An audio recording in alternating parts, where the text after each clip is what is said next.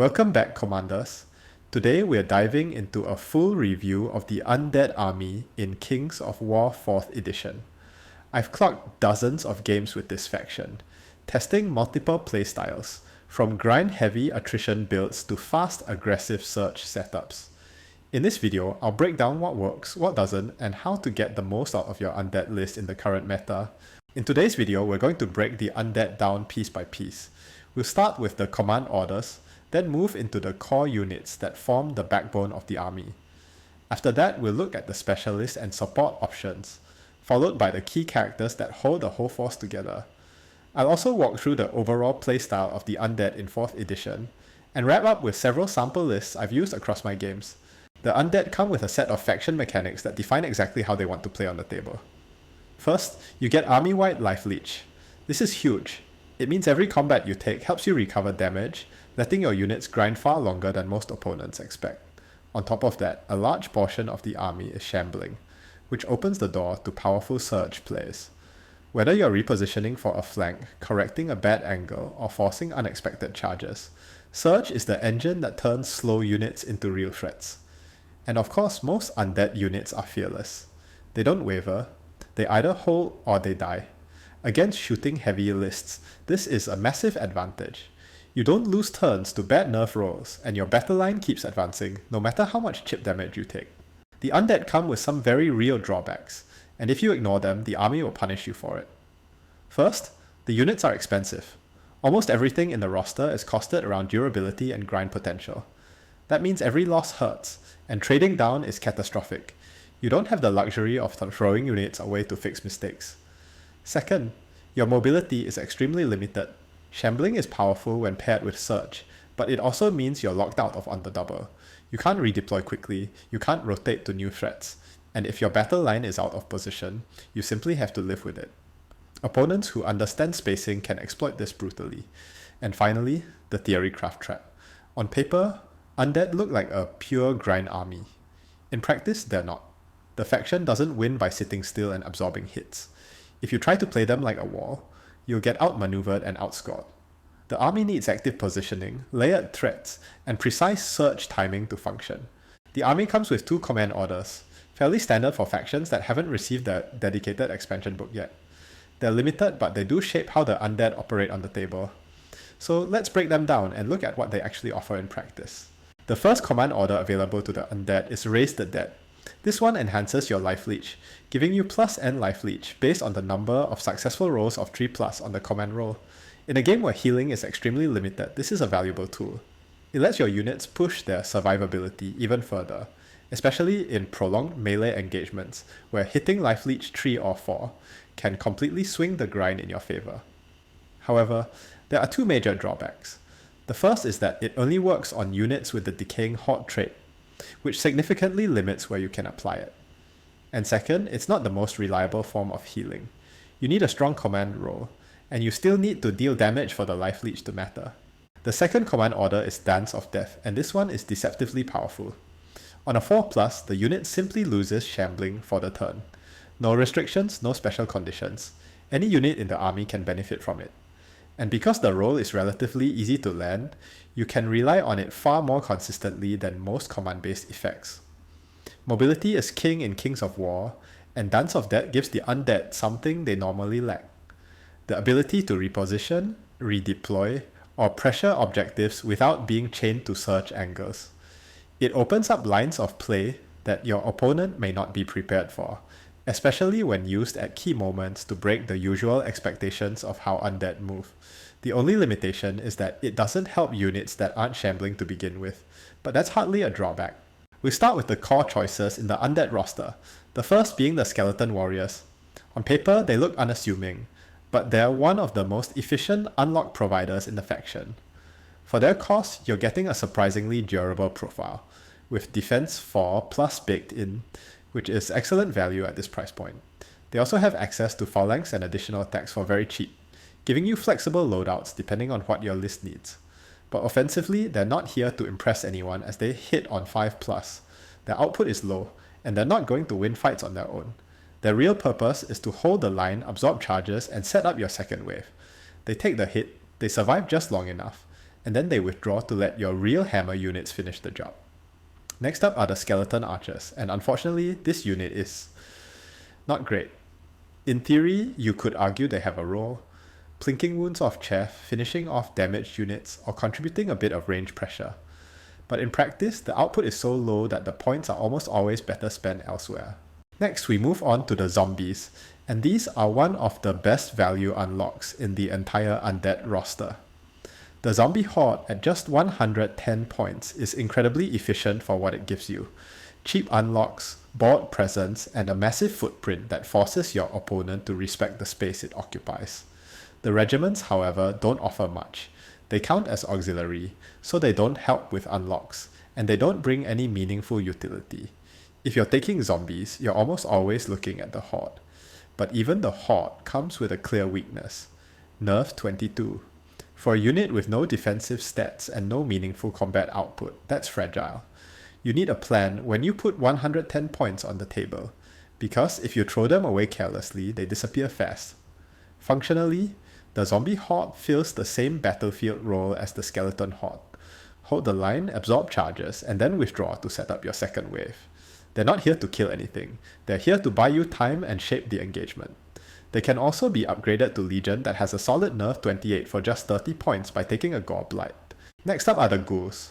By default, every option they have counts as auxiliary, which means they don't help with unlocks unless you bring a Crypt Gouger to elevate them into core. Stat-wise, they're noticeably faster at speed 6, and the addition of Wild Charge D3 gives them a surprising threat range.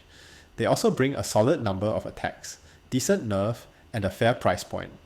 Crucially, they're not shambling, which means they can move on the double. This makes them excellent for early board pressure, objective grabs, or setting up combined charges. But the downsides are very real. Their defense is essentially non-existent, having crushing strength 1 will cut through them with ease. They also lack fearless, which is a major vulnerability in a shooting heavy list.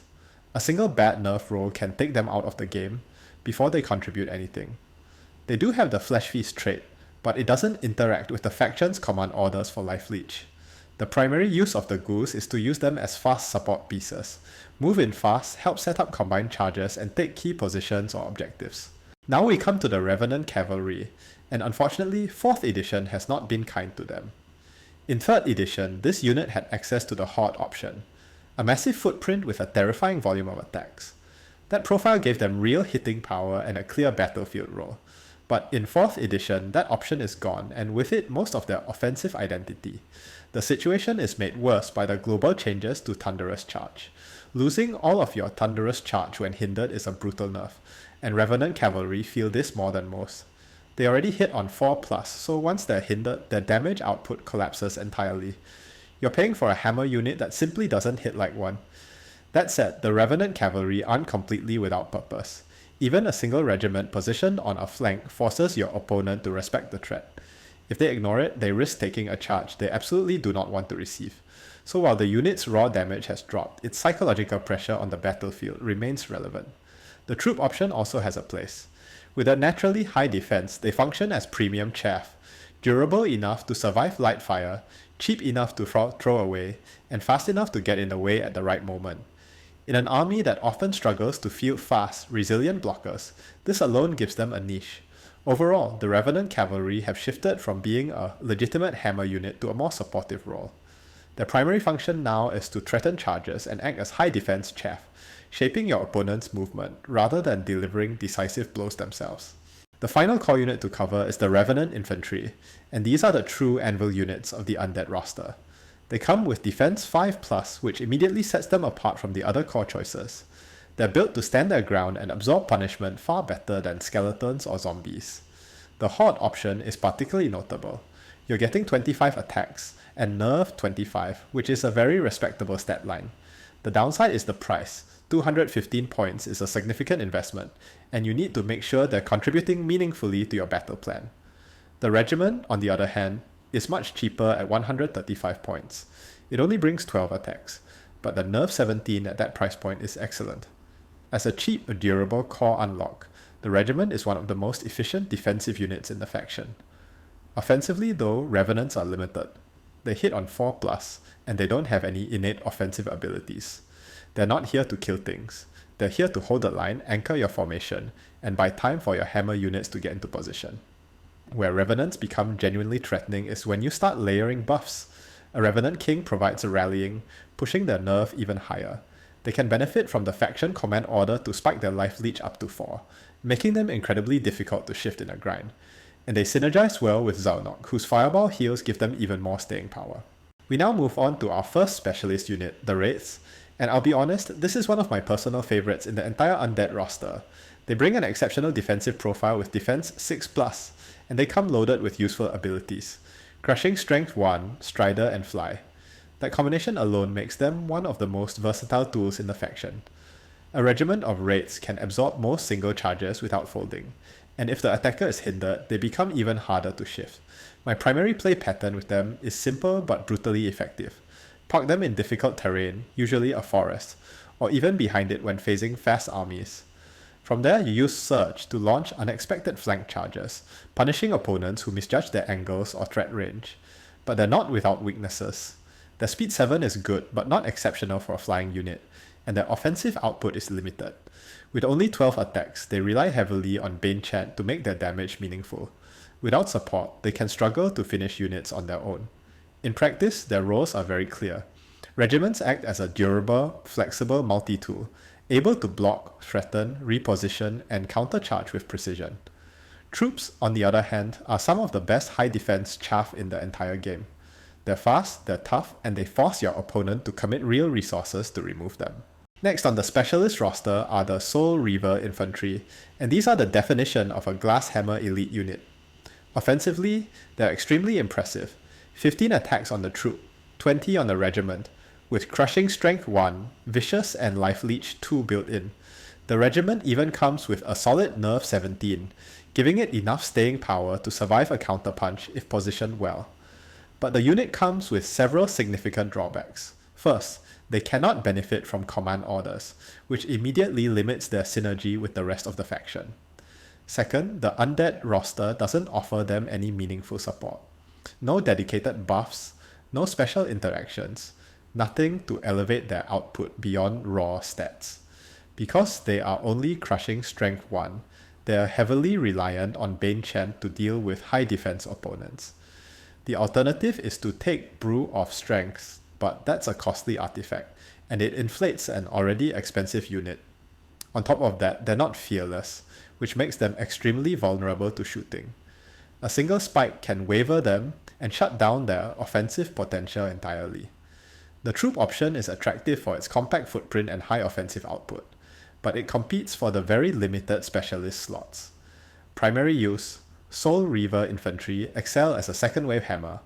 They're devastating into defense 4 or lower, and when they hit cleanly, they delete units outright. But they need protection, support, and careful timing. If you expose them too early, they fold. If you deliver them at the right moment, they break the enemy line in half. Next up are the Zombie Trolls. They come with Crushing Strength 2, which is excellent, but only if you can deliver unhindered charges. The moment they're hindered, they drop to hitting on 5+, and their already low number of attacks means their damage output collapses quickly. They are, however, relatively cheap for what they bring. At 180 points for a regiment, you're getting a solid mid-tier bruiser that can threaten meaningful damage, if you can line up the right angles. They shine particularly well when attacking from the flank, where their Crushing Strength and extra attacks actually matter. But that requires precise surge play, and that cuts both ways. Against opponents who know how to screen properly, or who understand how to deny surge lanes, Zombie Trolls can struggle to contribute. They can benefit from both command orders, but with only Nerve 17, they're not guaranteed to survive long enough to make use of the extra life leech. Their primary role is as a second wave attacker. When they hit a flank, they perform extremely well. When they're forced into the front, or when they're hindered, they will feel underwhelming. We now move on to the Werewolves, and I'll admit, my first impression of this unit was not positive. The low Crushing Strength and the high points cost made them look inefficient on paper, but after actually fielding them, they proved me completely wrong. The regiment profile is outstanding. You're getting speed 9, 20 attacks, 3+ to hit, and inbuilt Nimble and Strider. This is a unit that screams offense. They can also benefit from external support such as Vicious from a Crypt Gouger and Rallying from a Lykanis. They cannot benefit from command orders, which limits their synergy with the rest of the faction. and with only Crushing Strength 1, they can struggle into high defense targets. Werewolves excel as a flanking hammer and a high speed damage dealer. Their Strider ability lets you park them in forests without penalty, turning terrain into a staging ground rather than an obstacle. When they hit the flank, they delete units. You may consider investing in Brew of Strength, but that makes them very expensive. So if you take it, you need to protect the unit and extract maximum value. We now move on to the first support option, the Wights. This is a premium offensive unit, accurate, durable, and loaded with powerful special rules. They hit on 3+, come with defense 5+, and bring a respectable number of attacks backed by brutal and crushing strength 2. On top of that, they can benefit from both command orders, giving them even more flexibility and sustain when needed. Their mobility is also excellent. With speed 7, fly, and shambling, they're perfectly positioned to take advantage of surge. But all of this comes at a cost, literally. The regiment sits at 240 points, and for that price you're only getting 16 attacks and a relatively low nerf 17. This is not an Alpha Strike unit. If you throw them forward recklessly and lose them early, your offensive capability takes a massive hit. They're too expensive to trade cheaply, and too important to expose without support. They're also difficult to spam. As a support option, you're limited in how many you can take, which means every Wight regiment must be used with purpose and precision. In practice, Wights excel as second wave attackers and flank specialists. You let your frontline engage, you create openings, and then you unleash the Wights where they can do the most damage. Used this way, they're devastating. Used carelessly, they become a very expensive liability. Another hard-hitting support option is the Soul Rev Cavalry, which comes with Crushing Strength 1 and Thunderous Charge 2, giving them a massive damage spike on the charge. Even if they're hindered or hit by effects like Scorched Earth, they still swing with 18 attacks, hitting on 4+ with Crushing Strength 1. But despite their offensive potential, they come with several major drawbacks. First, they're very expensive, and like their infantry counterparts, they don't benefit from any command orders or meaningful supporting abilities within the faction. What you see is what you get. There's no way to elevate their output beyond artifacts, and those artifacts make them even pricier. There's a character that can shift them into the specialist slot, but that slot is already extremely limited and highly contested. Every inclusion has an opportunity cost, and Soul Rev Cavalry struggle to justify that cost in the current environment. Their primary role is in combined alpha strikes, hitting alongside another hammer to rout a target before it can respond. Right now, they're not in the strongest place, but with future releases, new characters, new command orders, there's always the possibility that Soul Rev Cavalry will rise again. The next support option is the Goreblight. At height 3, it's small enough to hide behind your lines, yet still brings meaningful pressure with Crushing Strength 2, hitting on 4+ and inbuilt Strider. It also carries Cloak of Death, which is one of the most efficient passive damage tools in the entire faction. The Goreblight benefits fully from both command orders, giving it extra sustain or mobility when needed at only 185 points. However, it does come with a major drawback. Its number of attacks is extremely inconsistent. The RNG swing means you can't rely on it to finish units or act as a dependable partner in a combined charge. If you pair it with another hammer, expecting a guaranteed kill, you may be disappointed. Because of that, the Goreblight is best used as a grind support piece. You want it close to the action, applying Cloak of Death every turn, softening enemy units, and helping your frontline win prolonged combats. It's not a primary damage dealer, it's a pressure tool that amplifies the rest of your army. The final support option is the Balefire Catapult, and this one is a real mixed bag. For some players, it's a valuable long-range threat. For others, myself included, it's a constant source of disappointment. And ultimately, it all comes down to one question. How reliably can you roll a 5+? When it hits, the Catapult is a strong long-range harasser. It forces your opponent to respect its threat projection, and it acts as a psychological weapon, especially if you happen to roll hot. It pairs well with a more static Undead playstyle, punishing opponents who try to sit back and forcing them to advance into your lines. But that static playstyle comes with its own problems. In loot-based missions, sitting still can cost you the game, and you can't rely on the Catapult to kill or even waver units on its own. If your opponent has access to healing, its impact drops dramatically. A single good heal roll can erase an entire turn of damage. And then there's the dice. Personally, I'm cursed. My catapults never hit anything. For me, They've been a huge disappointment, but that's the nature of swingy artillery. If your dice behave, they can shine. If they don't, they're dead weight. We now move on to the champion units, starting with the Necromancer. This is your cheap, customizable spellcaster, your primary source of Bane Chan and Surge. But the downside of being cheap is obvious. The Necromancer does not come with Inspiring, which you almost always end up paying the extra 30 points for the Inspiring Talisman, because leaving your core units without Inspiring is simply not an option. List building also limits how many Necromancers you can take, which means you can't spam them for drain life the way you might want to. The other champion option is the Army Standard Bearer, and this one is as straightforward as it gets. He's extremely cheap, and he provides very inspiring, which is always valuable, but that's essentially all he does. He brings no combat presence, no innate spells, and no special rules. Fortunately, he's able to take artifacts, and common choices include the Dome of Darkness for Surge, 5, or artifacts that grant Fireball, Lightning Bolt, or Heal. First up is the Crypt Gouger, which can unlock Ghoul Regiments and Hordes as core. It provides a vicious aura for units with the Flesh Feast trait, giving Werewolves and similar units a noticeable bump in offensive reliability. Stat-wise, the Gouger is respectable at crushing strength 1, 6 attacks, and hitting on 3+. The downside is it does not have Inspiring. Next is the Revenant King. He brings Inspiring, and he has the option to take Surge 5. If you equip him with a Dome of Darkness, that jumps to Surge 8, making him a reliable Surger for your Wights, Wraiths, or Trolls. He also provides rallying to units with the Decaying Horde trait, which synergizes well with the units he can surge. Beyond that though, he's not a fighter. His attack profile is low, and he doesn't bring any additional utility. Finally, we have the Lykanis. It does not have individual, which means it can actually deliver full flank attacks. With Speed 9, Crushing Strength 2, and Strider, it excels at performing surprise long-range flanks that can completely swing a combat.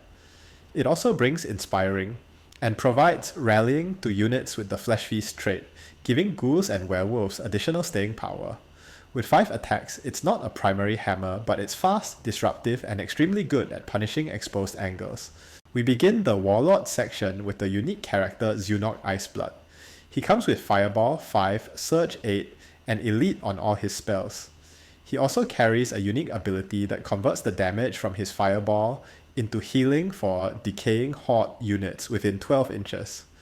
He can also draw spells from the Arcane Library, which synergies with his Elite ability. In practice though, the Fireball to heal mechanic is far too inconsistent to matter, especially when the heal values are low and easily outpaced by incoming damage. His Surge is useful, but not unique. Other casters can provide the same effect more efficiently.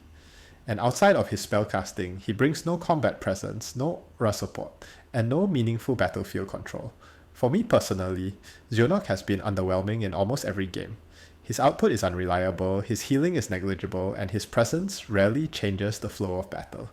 Next we have the Vampire Lord, who is a melee-oriented commander that is built to fight. With 7 attacks, Crushing Strength 2, and a naturally high offensive profile, he can reliably threaten most mid-defense units, and even punch up into heavier targets when properly supported. He unlocks Soul Reaver Infantry as core, and has access to a wide range of artifacts that enhance his killing power, options like Rampage or Slayer D3. Overall, the Vampire Lord is not bad for his cost. The Barrow Wight is a compact assassin. He only has 4 attacks, but his innate host Shadow Beast 5 turns those swings into Crushing Strength 3 hits, letting him punch far above his weight. With defense 6 and the individual rule, he's hard to remove and excellent at punishing exposed flanks or gaps. He can take artifacts, giving options to boost his offensive capabilities. He's also a spellcaster, with access to heal, search, and arcane library spells. But these upgrades make him expensive fast, and most of the library doesn't actually support his melee role. Overall, he's a durable precision striker, great at catching mistakes, but costly if you try to turn him into a hybrid caster. Lady Ilona is a unique melee character with 8 attacks, and the ability to unlock Soul Reaver Cavalry as specialists. Compared to the Barrow Wight, who cost the same, she falls short in several areas. She lacks Fly, lacks Strider, and only has Crushing Strength 2, which limits her threat profile. Her spell options are also extremely restricted. She can only take Enthrall, 7, a spell that doesn't help her get into combat or boost her damage. We move to the 4 Vampire Lords and his big mounts. The Pegasus gives the Vampire Lord Fly 10-7 attacks and Dread, turning him into a fast harassment piece. At 225 points, he's pricey, and you need experience to get value out of him. Front-facing charges are a trap. He works best as a flanker or opportunistic assassin. Like all Vampire Lords, he's not fearless, so heavy shooting can remove him before he contributes. The Undead Dragon trades mobility tricks for raw stats. You gain more attacks and higher crushing strength, but for some reason you lose Dread, which hurts his pressure potential. He's also not fearless, and unlike most dragons in the game, he doesn't have a breath attack, which limits his range threat. He hits harder than the Pegasus build, but brings less utility overall. The Undead Giant Wrym is the heaviest of the vampire mounts. It brings 12 attacks, Strider, Brutal, and finally, Fearless, fixing one of the biggest weaknesses of the other vampire builds. It costs only 10 points more than the Undead Dragon, but trades down to speed 7 and hits on 4+ instead of 3+. In return, you gain a 12-inch breath attack, giving the Vampire Lord a ranged threat the other mounts lack. It's slower and less accurate, but far more reliable in grind situations thanks to Fearless and Brutal. Overall, the Giant Wrym is a durable bruiser mount, less explosive than the Pegasus or Dragon, but much better at staying in the fight and applying steady pressure. The Undead Winged Giant Wrym shares the same points cost as the non-winged version, but trades offensive tools for speed. Its attacks drop from 12 to 10, and it loses Strider, but its speed increases to 9, giving it far better reach and threat projection. Overall, it's the fast variant of the Giant Wrym. That brings us to the end of the unit breakdown, so let's summarize the key observations. Units with the Decaying Horde trait have the strongest internal synergy. Multiple sources of rallying and life leech boosts make them the most reliable frontline. The Flesh Feast trait leans more into offensive synergy, mainly through ghoul unlocks, and the vicious aura from the Crypt Gouger. In contrast, vampires and soul reavers operate mostly on their own. They receive almost no buffs from the rest of the roster, so their performance depends heavily on positioning and artifact investment. Shambling units benefit from the army's biggest strength, multiple search sources, plus a command order that can remove shambling entirely. This gives Undead some of the best flank search play in the game. Overall, the faction's raw punching power is low. Many units sit at Crushing Strength 1 or rely on Thunderous Charge, which makes them vulnerable to high defense opponents. You don't have obvious spam units either. Most choices are expensive, so at 2,300 points, you're typically fielding 11 to 12 units. Looking at some of the combos possible. The classic grind package, which makes Revenant hordes stack Life Leech, Drain Life, and even Ziunok's Fireball heal to stay on the table far longer than they should. It's the most reliable durability combo in the roster. Werewolves and Wraiths, where both units have Strider, good speed, and decent hitting power. When they hit together, they bypass terrain penalties and deliver a clean, consistent punch. Simple, effective, and easy to execute. Search spam with Wights and Trolls, which let Wights and Trolls threaten flanks from impossible angles. When set up correctly, this combo deletes units outright. Hero Hammer options, where you can run those monsters and titans as independent threats, but that requires high skill level to avoid being punished for positioning and charging mistakes. Now let's go through some sample lists I crafted and playtested. The first list revolves around a Vampire Lord and Hard Hammers. This list is designed to push up, go in, and pick fights that routes well with the high-powered Soul Reavers and Wights. It can do front combined charges well. Zombie Hordes are your screening units that soaks the shooting and charges, protecting the hard-hitting Soul Reavers at the back. With same height, they offer cover or even block line of sight. Wraiths can hold on their own, forcing engagement in forests or terrain. Wights does the heavy lifting punches, with a source of search to give options for flank attacks. The second list here takes it slow, with generally a lot of defense 5 in the list, aiming to hold charges and grind down the enemy with healing from Ziunok and Life Leech. There's also a total of 8+6+8 search in the list, which pressures opponent for proper placement or they will be punished with flank attacks. Personally, I didn't like this list. Most of the units hit off a 4+, and experienced players wouldn't give me flanks so easily. Still, I managed to get a few in by using the withdraw rule tactically, though I would say this list is fun with the healings I get. The third list returns back to high lethality Octane, and this list is one of my most favourite. Strider allows me to place my units in difficult terrain or forest and threaten charges with no penalty. It also baits opponents to charge me in that difficult terrain to suffer hindered charges. The Werewolves are the stars of the list. I place both of them in the same flanks to chew through unit by unit. Barrow Wight is an amazing solo fighter that can hold a unit on his own. Lykanis is replaceable. I took him for his inspiring and his very sneaky high-speed Strider charges. So this is my last list, which I have not tested yet.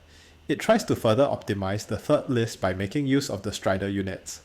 The course of the list is broken into many Revenant regiments that are still cheap and holds for 17 plus nerf at defense 5. The main players again are the Werewolves and Barrow Wight.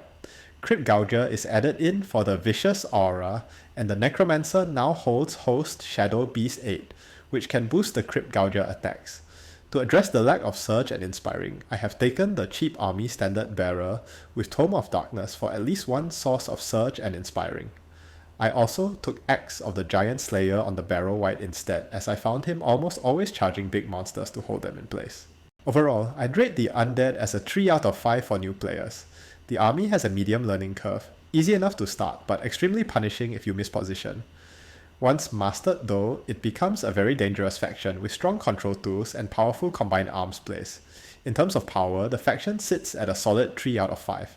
You can field high impact units like Soul Reavers, Wights, and big vampire mounts, but they come at a premium. The rest of the list balances this with cheap unlocks and high nerf blocks, giving you durability but not overwhelming offensive output. For cost of entry, I'd rate the army 4 out of 5, with higher meaning cheaper.